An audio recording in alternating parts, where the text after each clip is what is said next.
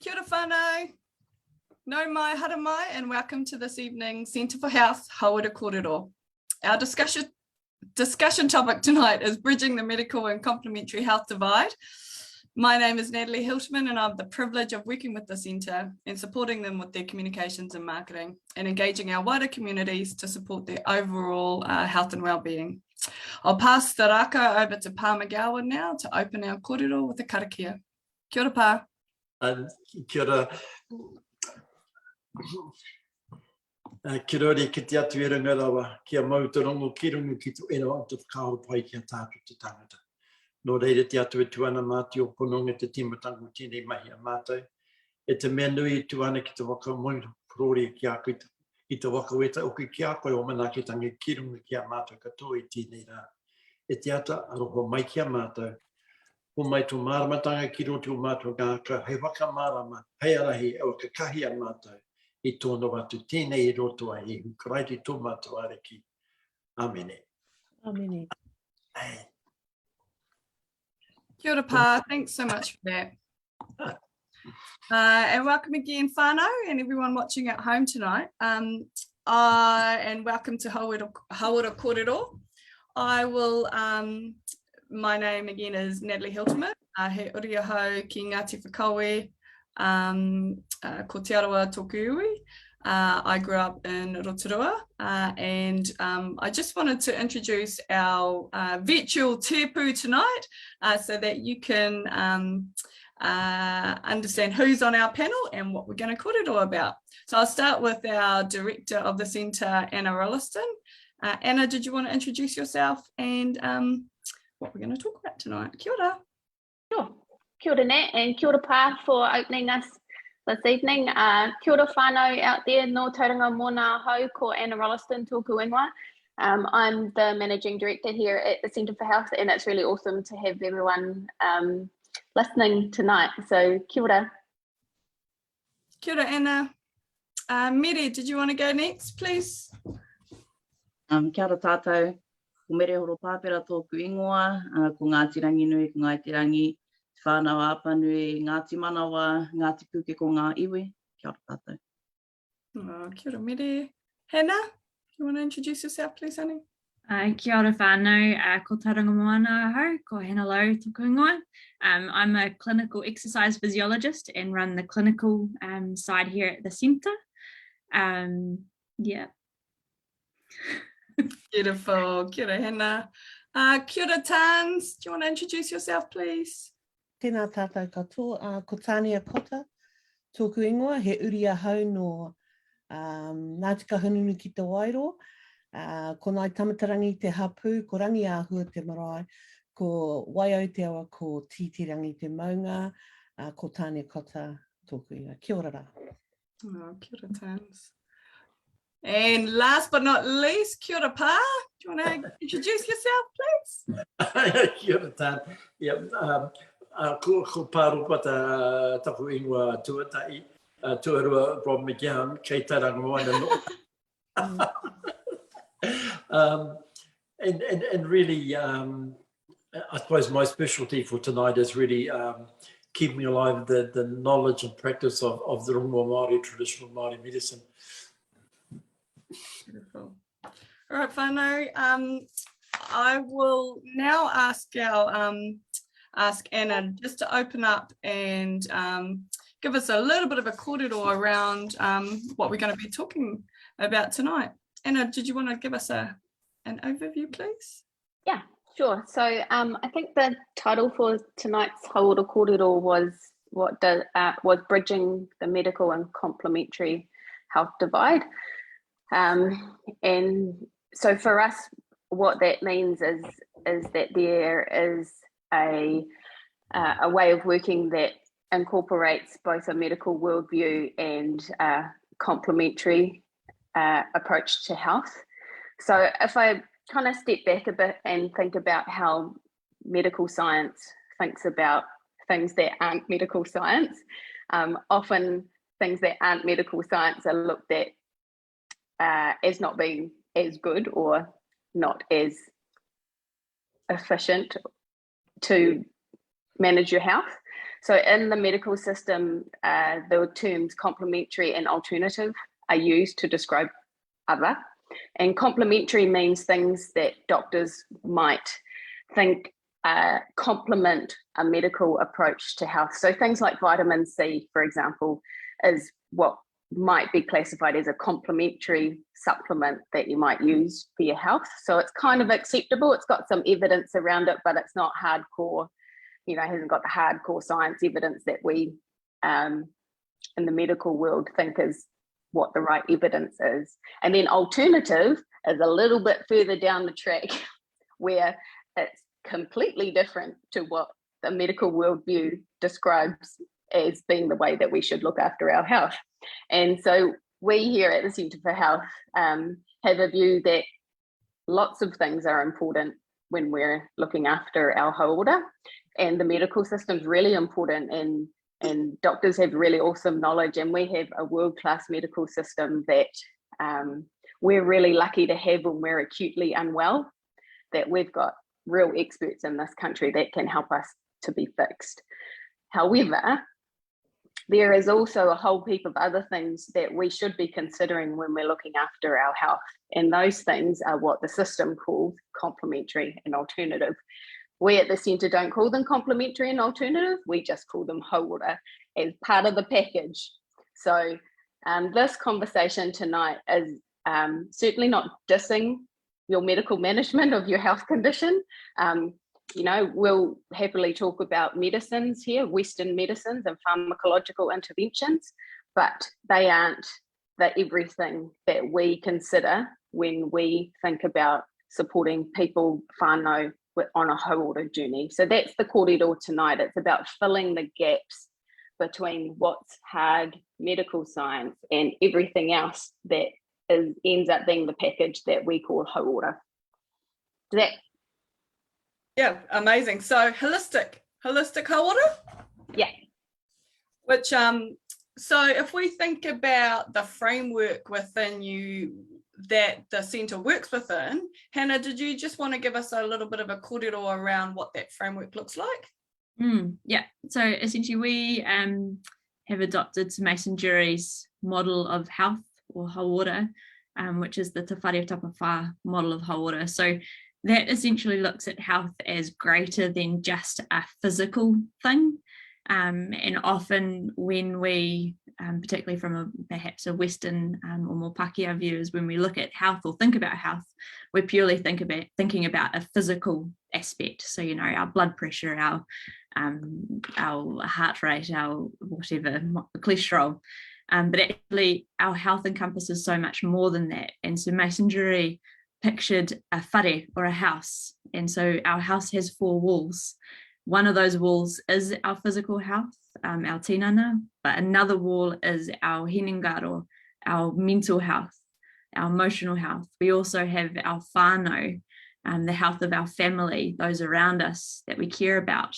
And we also have our wairoa, or our spiritual health, or that of a health that's potentially greater than us. And that's not just a religious thing, that could just be whatever that spiritual essence means to you.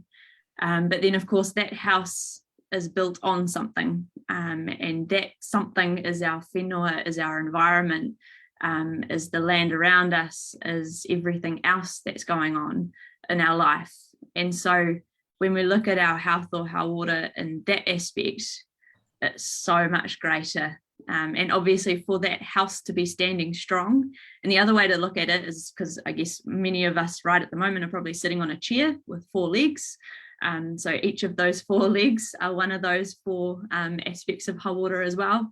And if we're not sitting on stable ground, we're going to fall over. And also if one of those legs are not as strong as the other, our chair's just going to topple over, our house or whare is going to blow over.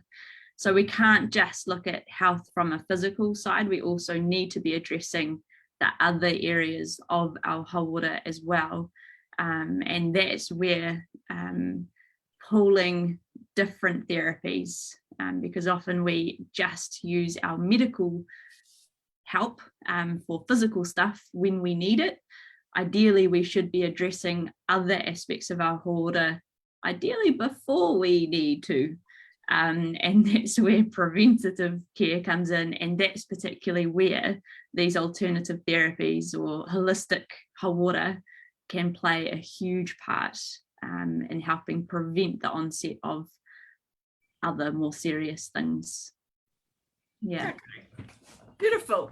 So with that in mind then, beautiful panel, when would the ideal time be to seek alternative treatments? Anytime. Yeah. Let's have a kōrero about that. So there would be, when's the, you know, if we think about medical treatments, let's talk about that. For instance, I've got high blood pressure and I've got symptoms. I come into you guys. Talk me through what that would look like. If I come into the centre, I've got high blood pressure and I want to get that down. What would that look like from a patient point of view, from a medical point of view to start with? You're on mute. I am on mute. There we go. Here we go. From a medical perspective, if you walked in the door and had high blood pressure, we'd probably expect that you might already be on some blood pressure lowering medicine. And that's the standard Western medical approach to management of high blood pressure, is to give you some medicine to bring that blood pressure down, because having high blood pressure is dangerous. And so our wider perspective on that is we'll probably talk to you about the reason why taking that blood pressure medicine is really important, but talk about what the root cause of having high blood pressure is and what we can do to support managing what the root cause is, because that will help to lower your blood pressure without having the factor of the medicine. So if you fix the root cause, then obviously you don't have the symptom anymore, and blood pressure is just a symptom of something that is happening. So a medicine addresses a symptom, it doesn't address a root cause.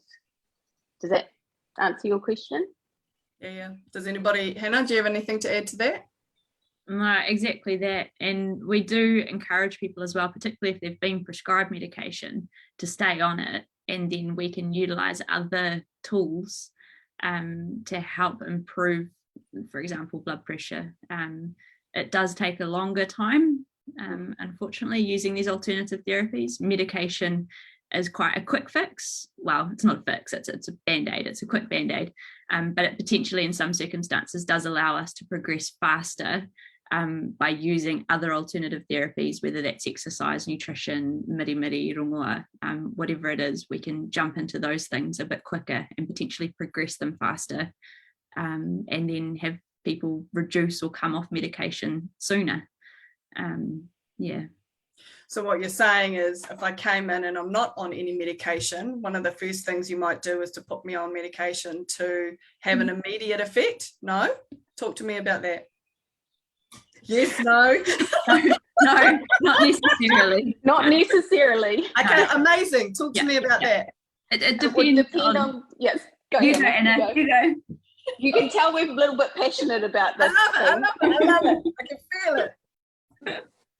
Would depend on what your blood pressure is and whether or not that was a one-off, because you were a little bit anxious about meeting us for the first time. We would want to see a number of blood pressure readings that were super high before. That would be our very first protocol.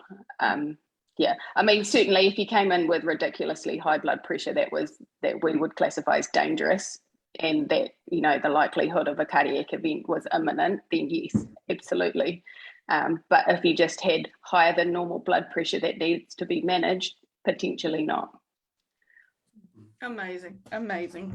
Okay, so if we think about with that example, if we talk about some other alternative treatments that could potentially help in examples in an example like that, Mere, what is miri, and how does miri play in our overall hauora when we think about our clients?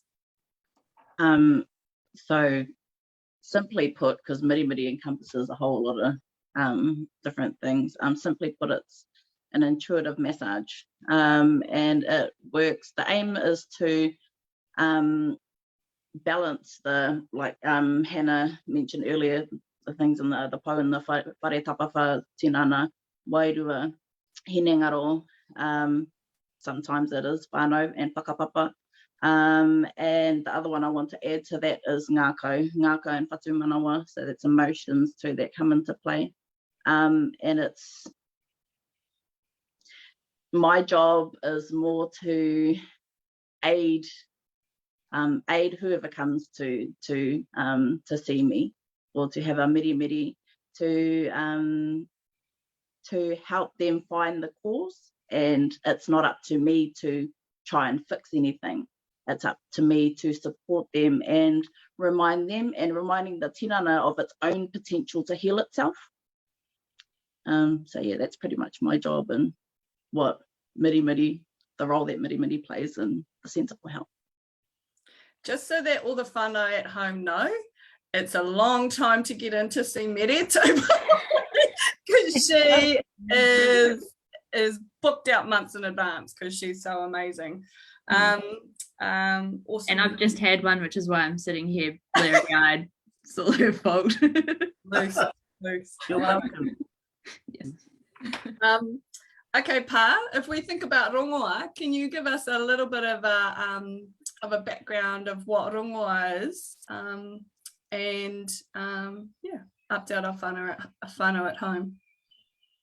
Well, it's what is the rongoa as what do people imagine it to be?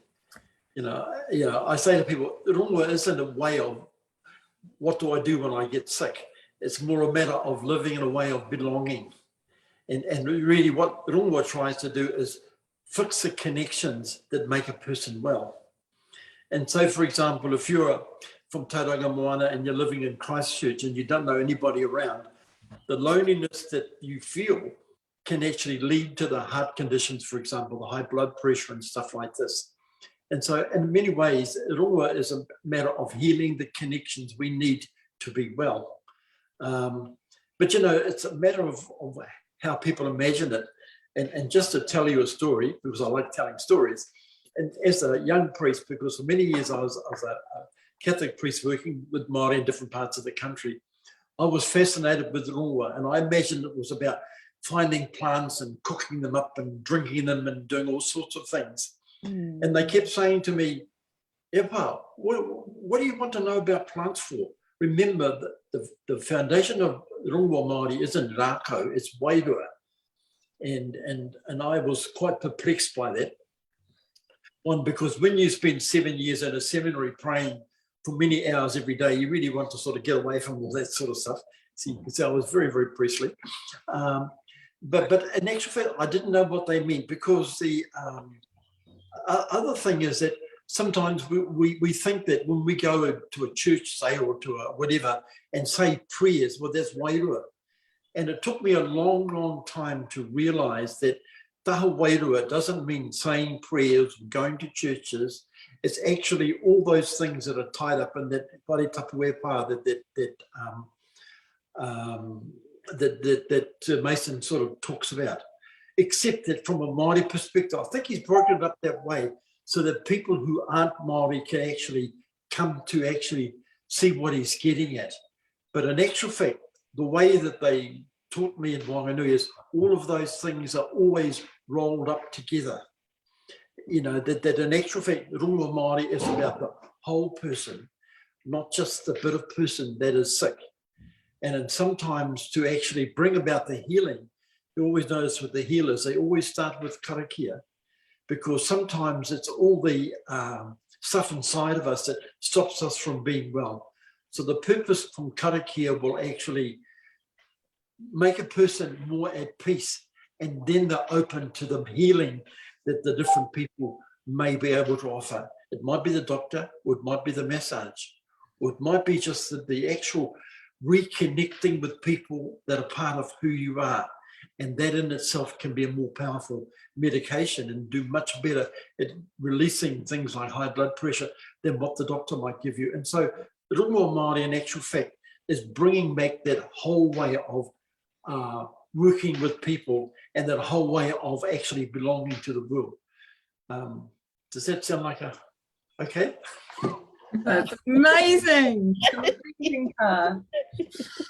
We just and so it's all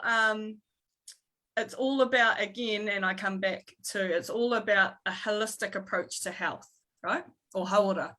So everything that we've spoken about before all can work together for the overall hauora of anyone that walks into the clinic or anyone who wants to think about their health and well-being, right? Yeah, and sometimes the most powerful medicine we've got is a big welcoming smile. Because when you walk into a place feeling all uptight and there's a big smile behind the front desk, well, straight away you feel better. Yeah. Children are healers. You take a little person to a person that's really sick, and the smile of a child can actually suddenly make life meaningful. You know, look, and those are sorts of things that actually, and when you can actually, like a lot of doctors, they get on with the job and they're worried about the part of you that's sick and they don't actually really look at you very much. But when the doctor connects to the person, that person, you develop a connection, and because you form a sort of movie between you whereby you can actually connect on many, many levels. And once you've established that relationship, then you can bring your particular gift. A bit many, it's really, really hard to massage a person who's so uptight that they flinch every time you touch them. You know, you've got to relax them first and allow it was Hunter, a bit like that today was cheap. That sort of flinching that comes from super activity is a different sort of flinch. The person so uptight in themselves. Sometimes we're so uptight in ourselves that no healer can touch us. And the whole thing with the rongoa, in actual fact, is actually the first thing is we dissolve those barriers so that a person can relax, and then we can actually see how we can contribute to help that person make themselves well. Because again, we're not healers, we're just helpers. Oh, Pa, we've just had a comment come in. Somebody's just said our babies are the ones that can heal our heart. So ka pai for your beautiful kōrero and your kupu. We've had another pātai come in. Someone's just asked, how would mirimiri help to balance the central nervous system? Ready?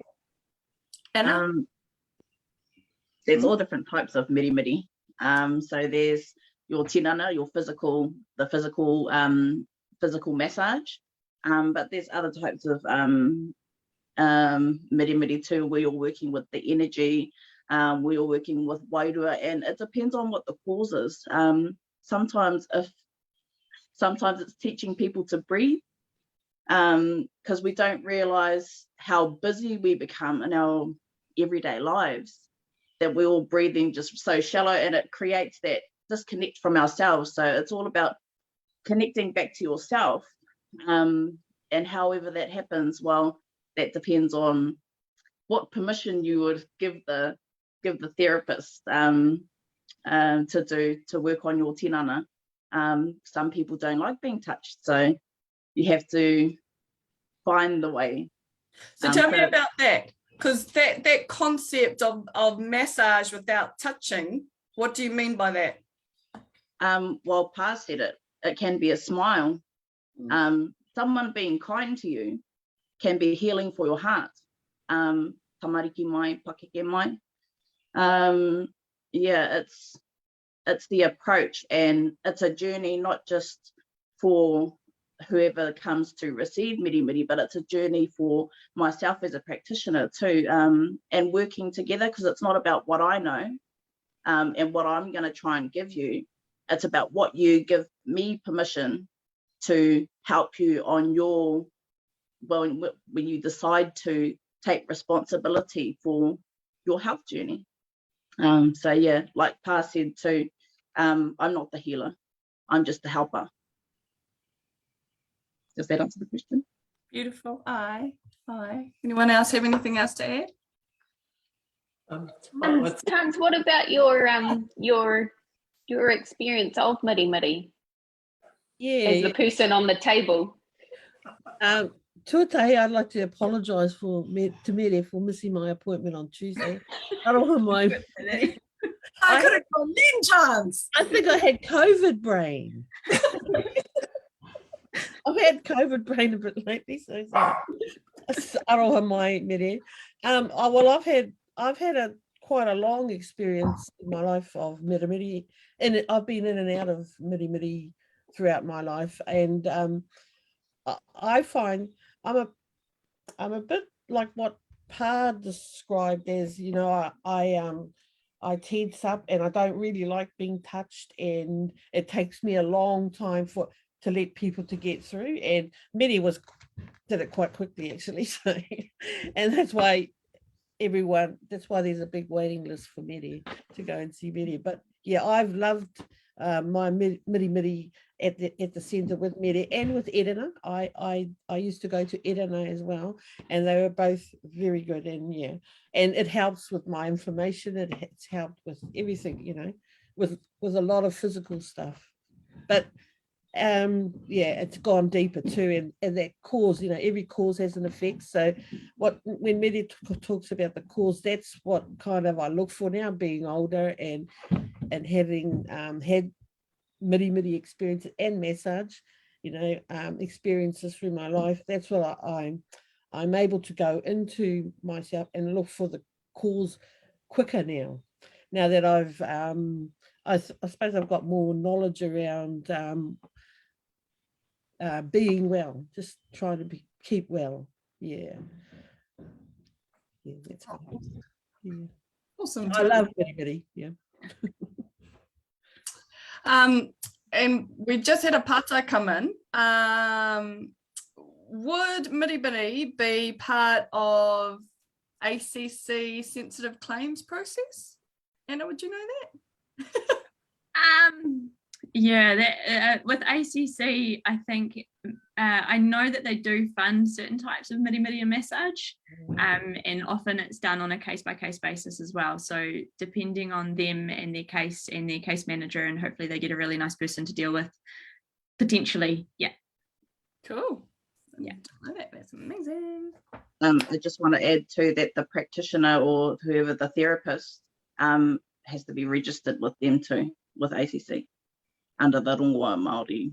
Yeah. And are you Miri? No. Not yet? No? Carl? Just for our whānau watching at home. Okay, so on that then, is rongoa and miri just for Māori people? Who wants to have a crack at that one? Nah. It's easy. No. Yeah. No. Talk to me about that. I think it's like saying te reo was only for Māori. Now it is not. Hey, te reo Māori is now accessible to everybody, and everyone is accessing it, all cultures, and yeah. So yeah, I think miri's in the same kite, you know. It should be accessible to anybody. Yep. It was Māori's gift to Aotearoa, isn't it? Yep. To all the people who are here on this whenua. Yeah.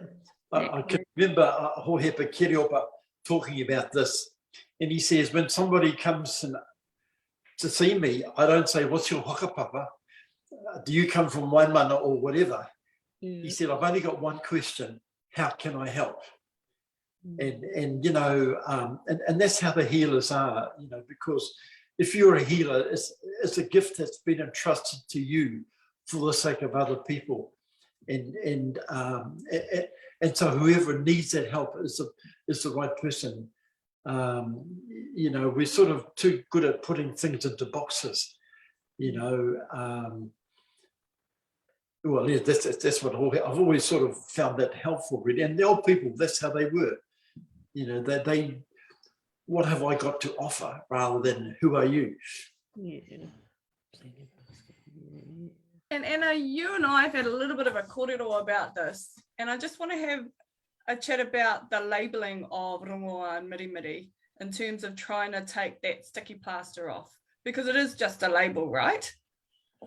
Yeah, I mean, so for those of you listening who don't know, we spend a lot of time in the space of trying to sometimes collect Western evidence to show to people that care about Western evidence that what we do works for people.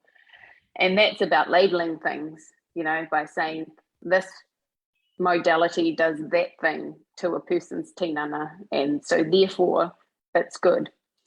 But actually, this is like what Pa said, it's about looking at a whole person. And when you look at a whole person, you can't compartmentalize them. You can't just look at their heart and say, I can only help you with your heart because I am only a heart expert. That's not how it works. You know, your heart is integral to the functioning of every other part of your tinana. And then your tinana is connected to your hinengaro and your wairua. You are connected to your whānau. We are here on this whenua. And so we label things really quickly in life, actually. So you label yourselves. We all have an identity. I'm a woman. I'm Māori. I'm the managing director at the Centre for Health. I'm a researcher. I'm a. And these are all labels that then I have to think about how I should act when I am presenting certain label. And the same thing kind of happens in the health world, where people are, or I'm speaking as a, like, from a medical perspective, we see you as your condition because you've come to see me because you've got something wrong with your heart. Okay, and really we want to see you, the person, and hear what is helpful in your world. What could we support you with for improved hauora? And the fact that you might have a heart condition is just part of the picture, because there's probably a whole lot of other things as well that are going on that might need to be tweaked for you to walk the hauora journey. So that kind of goes with the, is rongoa only for Māori people? Rongoa just describes, as Pa said, the connections that keep us well. And it doesn't matter what ethnicity you are, what language you speak, we all need connections to keep us well. So all those labels don't matter. That can be medicine, pharmacological, that could be rongoa rākau, it could be no help from any other person, just you going for a walk around the maunga. Does that answer your question, Natalie? Beautifully. I love it. I love our kōrero. So on that then, why does science not acknowledge holistic treatments? Hey, boom, boom. Do you want a polite answer or a not polite answer? I want a kōrero from everyone. But you start. Science is a worldview. So Unpack that for me. Well, scientists, okay, I'm going to put myself in this box because I went to university and I'm essentially could be classified as a scientist. Biochemistry is something I know quite a lot about. It's a way of thinking about the world. It's one way of thinking about the world and asking questions about the world and finding answers to those questions. It's a process that sits within a certain box about how you do things properly. And it's different to a Māori worldview, which is completely different to a way that a scientist would think about answering a question.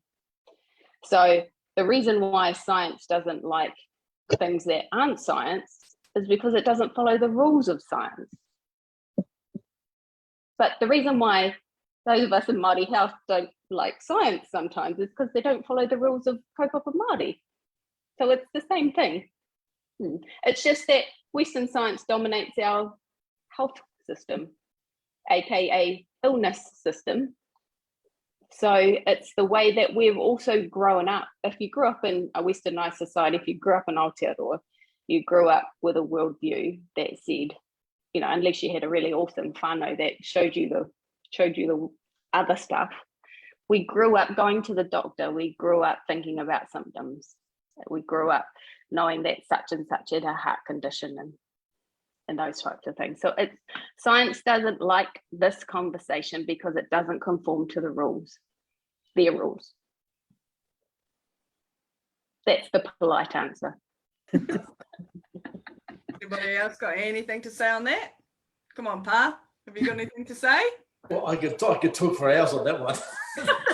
I thought you might have a couple of words. Come on, give us a couple of kupu. Just a couple. I mean, the thing is that knowledge is a means of control, isn't it? You know, and the thing is about that if you are the expert and I'm the person needing help, I'm putting myself under your control, really. And because I'm in control, well, then I can actually call the shots. And when the settlers came to New Zealand, they didn't just bring their sheep and their cows and all that sort of stuff and their trees and their plants and all that, but they also brought their world with them. And what they tried to do, in actual fact, was to create a world in New Zealand very, very much like the one that they came from. And anyone that stepped outside of that, they must be wrong. You know, and the story that keeps coming back to me was, you know, some of the early settlers reportedly regarded Māori quite badly because they didn't have a written language, you know, and obviously they were very backward. And the Māori point of view at the same time was, gee, these new people must be a bit backward. They can't remember things and they have to find a way of writing them down. You know, and it sounds very funny, but it does contrast the different points of view. And so a lot of difficulty we have with say traditional medicines of all sorts. And remember that in England, the herbalists have a hard time, just like normal practitioners do in New Zealand, is an actual fact that we are actually challenging their place of control, rather than from a Māori point of view. You don't claim to know everything or be everything. All you claim to be is to have expertise in a certain area which you contribute to the wholeness and the wellness of society.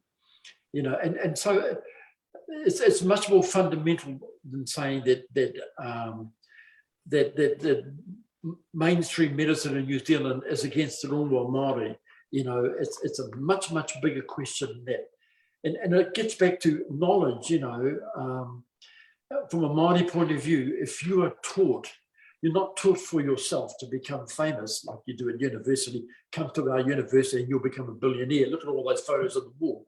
No, you are taught so that you can service a gift for your community.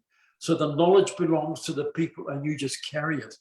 Now, if we could get that way of thinking into the way we practice health, lots of these issues would actually disappear, because then we could value the contributions that each makes rather than actually hierarchy, putting one above the other and saying this is more important because it has all these clever people practicing it. I don't know if I stayed on the point there, but there's just some thoughts anyway. Oh, Pa, I could listen to you for hours. Beautiful, beautiful words. But so bringing it back into kind of what we're trying to, like, some beautiful key points about why this is important, this korero is important. Beautiful. Somebody's just said, thank you. I regard the nervous system question beautifully. So kia ora mere. Somebody's saying thank you for your korero tonight. Okay, so if I'm really into non-medical approaches, should I still see my doctor when I'm not feeling well? Tans, tell us about your journey. Tell us about you and coming to the centre, and tell us how that went, and share your journey with us. Yeah, that was a good question. That's a good question for me, because I was one of those people that would wait till the extreme till I went to see the doctor. I think I got that from my father, was the same, you know. I think generally that, I was born in the 50s, so I was brought up where my whānau still retained a lot of that old knowledge of rongoa. And so my father would boil up dock leaves, to put on his haki-hakis. But he would wait till till he was in extreme pain before he went to the doctor. So he didn't trust basically the medical profession. So he'd try his own, and I was a little bit like that. And then I realized once I started going and learning more and going to the centre and learning more about myself and my own hauora, that actually they can complement each other, and they need to sometimes. You've got to stop doing social experiments on yourself and taking yourself off the medication and thinking that it's going to be all right. It doesn't work that way. So I learned that. That was a major learning for me. But the Centre for Health has been amazing for me.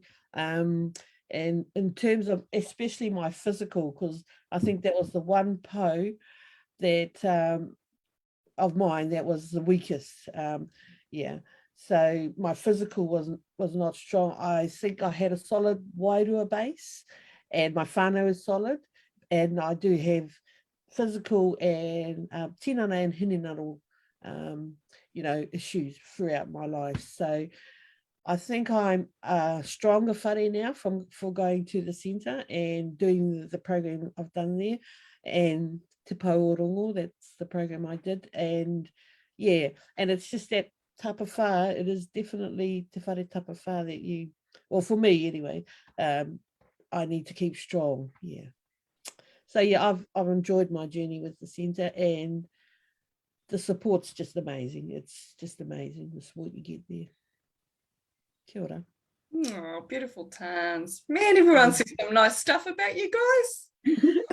If I can just add to that, Pātai, well, the short answer for me would be yes, depending on what you need to go to the doctor for. But I think the main part is having that connection or that relationship with your doctor, and realizing that you don't have to just go to this doctor. You can have a second opinion, or you can shift to another doctor, because that's your right to do so.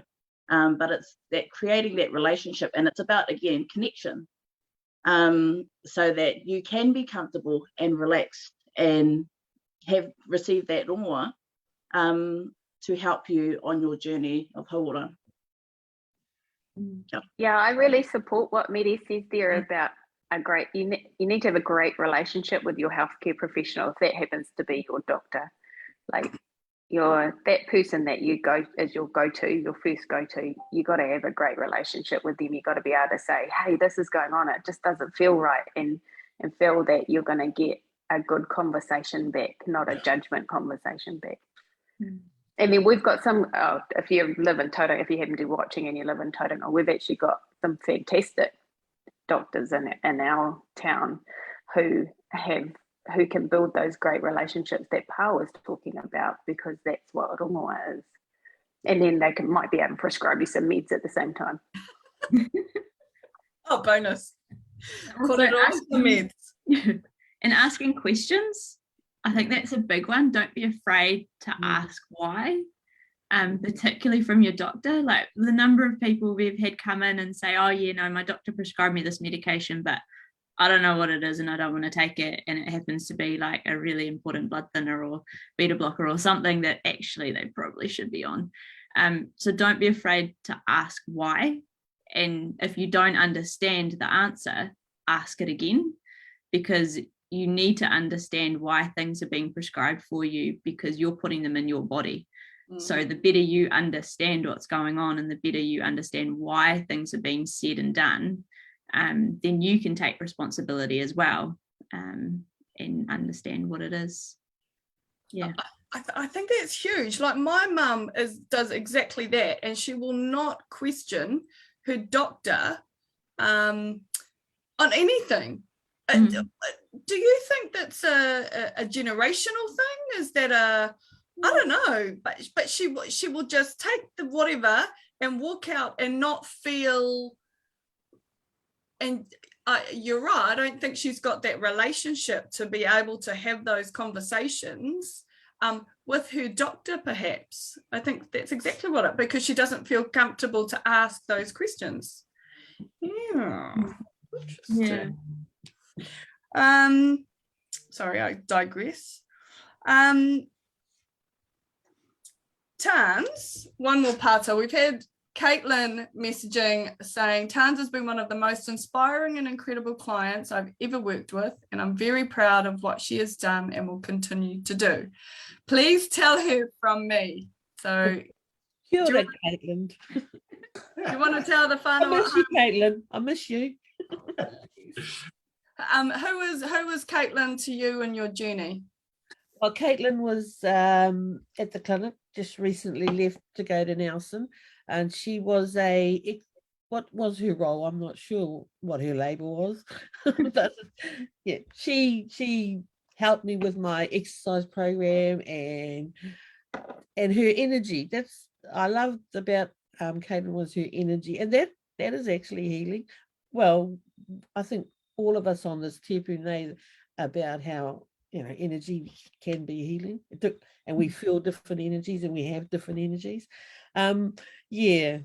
So, big mihi to Caitlin. Thank you. Beautiful. And she's only on sabbatical. She's coming back.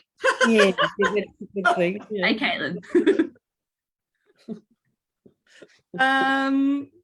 Here's a partai for you, Chance. What's the biggest learning from your experience with the Centre for Health in your heart health journey? I think it's to take responsibility for your hauora and your well-being, and you can only do that by building up your knowledge, and getting more knowledge, and that is I think the biggest gain I've had from the centre is the knowledge I've taken on board, and I actually use. I actually know that food is medicine. From doing the 6-week plant-based meal plan. I actually know that for a fact because of the changes and the things I went through physically, and even deeper than that. So yeah, kai is rongoa. Kai is definitely rongoa. Yeah, and really that is it, just the knowledge I've gained and taking responsibility, using that knowledge for my hauora. Yeah, basically that's my biggest thing I've taken from the centre. Oh, plus the beautiful people that work there. Of course, like Kate, I said she really made a difference to me, when I'd go into the centre and not feel quite well, but just her energy was so great. I'd walk out really happy that I had gone and done that hour and a half. Yeah. Oh, hour and a half. Awesome. So somebody's just messaged in, how do we get in touch in the centre in Rongoa? Yep, so you can just wave out though. You can email us hello@thecenterforhealth.co.nz. Hopefully can remember our telephone number 07 578 6624. Or you can go to the website and there's a contacts thing on the website. So if you're interested, just say, hey, can someone get back to me about whatever you're interested in, and someone will give you a buzz. Awesome. Kapai.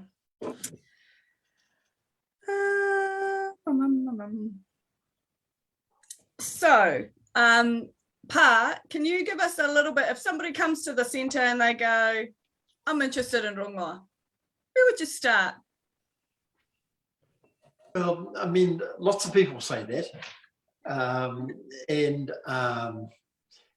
we do run workshops, but the demand for it is actually getting bigger and bigger, and we're struggling to keep up with it. And so what we're starting to do is build up a much bigger group of people who can share their knowledge, because and the thing is, when it comes to learning rongoa, you don't learn it like you go to the Polytech and get a degree and whatever. Basically, I was told from the very beginning, we don't have to tell you anything. And I said, oh, thank you very much. Then they said, all you have to do is get to know the trees and the plants, and they will tell you everything you need to know. And because I'm a really fast learner, it took me a long time to realize what that was I'm talking about. In actual fact, the way we learn rongoa is through our connection to the whenua, you know, and what I'm really realizing is that most New Zealanders know more about all sorts of things than they do about the whenua.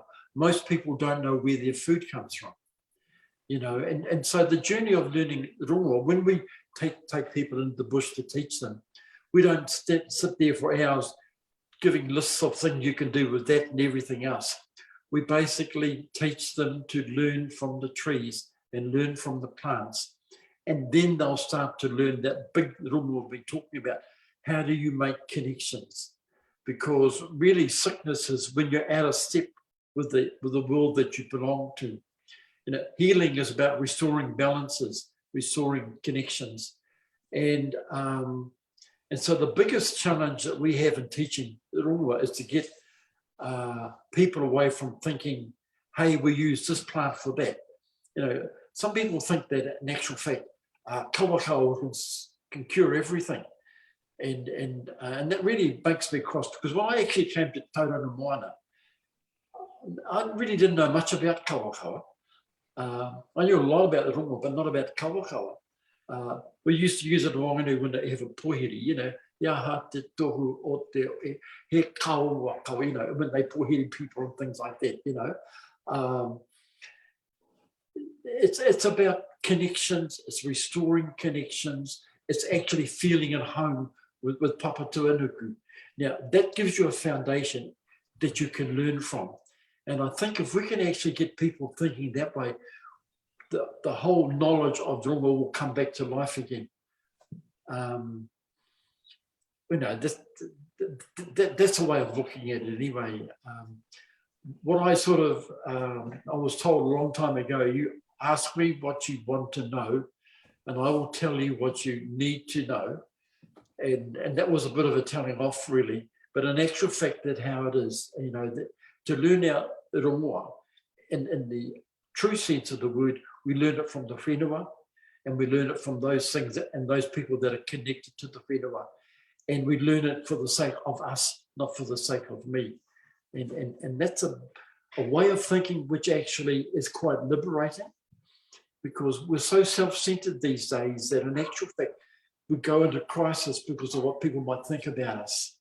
But, you know, when we see ourselves as being part of a big we, and as ones who are contributing to it, that in fact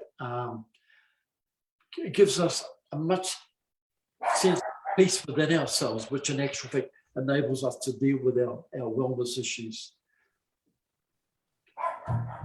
Probably got off the point again, didn't I? No, it's beautiful. I'm sorry, I'm a bit of a raver. Hey, no, that's awesome, Pa. Thank you. Tans, I just wanted to read this comment out.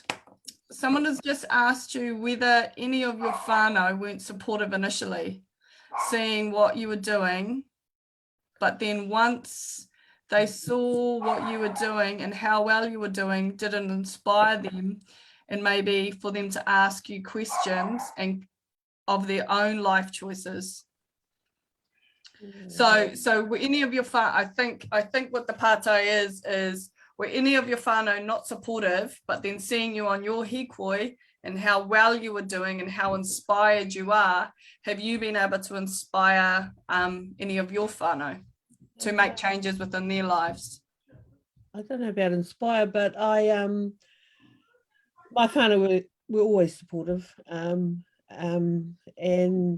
I started the program in last year with my sister who had a major heart incident, and she ended up in ICU in Tauranga Hospital, and she was there for 48 days. And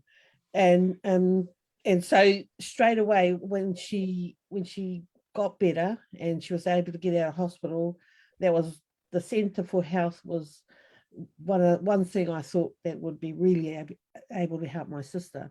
So when she was able to, when she got stronger, we started the program together. Yeah.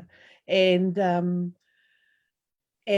actually our results, and you know, when we went home together, people just, you know, they were just said to us, what an amazing difference, you know, 3 months has been, well, what an amazing difference for my sister, because she was lying in ICU in Tauranga Hospital, very, very ill. So, yeah, that just blew my whole whānau away. And it has inspired some of them. I've actually convinced one of my other sisters that she needs to maybe have a look at her hauora, and she has done. So, and the biggest thing she did in regards to that was to give up her work, her job, because it was literally killing her. She worked at the freezing works at Wairau, so, and it's not a nice place to work. And she's worked there for 15 years, and she has just wrecked her body, physically wrecked her body.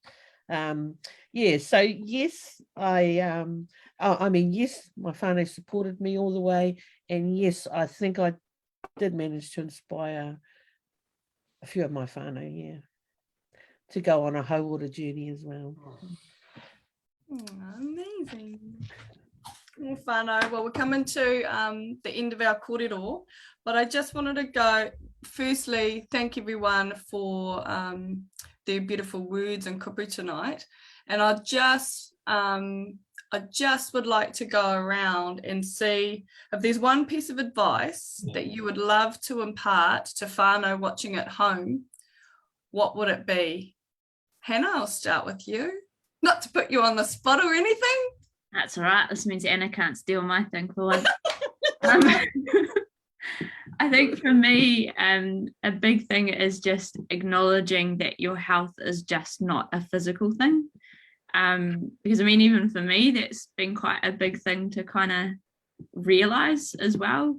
And that actually you don't have to wait until something goes wrong before you can actually start working on your health and your hauora and doing something about it. And so whether that's engaging with services such as mere or rongoa, or just spending more time out in the bush, going to the beach, not being afraid to sit in a cafe by yourself and eat breakfast because it's really nice. Just, you know, doing little things that are good for you and make you feel good, whether that's physical, whether that's emotional, mental, whatever that is. Yeah, find some things and do them regularly, frequently, before you need them, because you'll feel so much better for it. Awesome, Hannah. What about you, Mere?